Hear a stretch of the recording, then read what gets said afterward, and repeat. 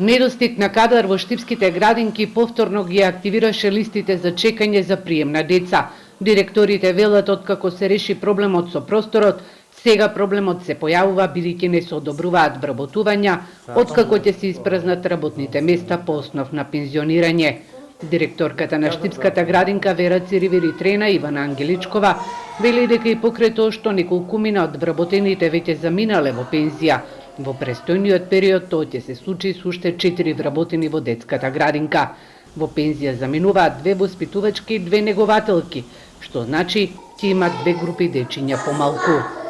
За жал, поради тоа што Министерството нема слух да ни пушти согласности за вработување, ние ќе бидеме приморани тие соодветни групи да ги затвориме, односно да не примаме деца од листата, односно од барањата на самите родители.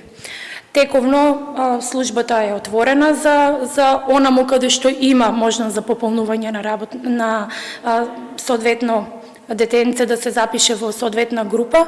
Меѓутоа, тоа е мојот апел дека и јавното извинување дека бројот на децата кои што ќе бидат запишани оваа година ќе биде помал за разлика од претходните години.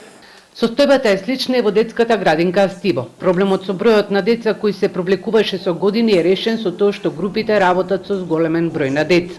Меѓутоа и во оваа градинка вработените заминуваат по основ на пензионирање, а се уште нема согласности за нови вработувања. Листа на чекање има и во единствената градинка во Карвинци.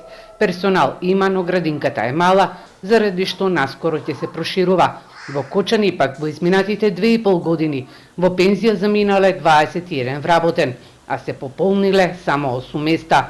Раководствата на детските градинки од истокот апелираат да им се одобрат нови вработувања, со цел да немаат проблеми со згрижување на децата од предшколска возраст.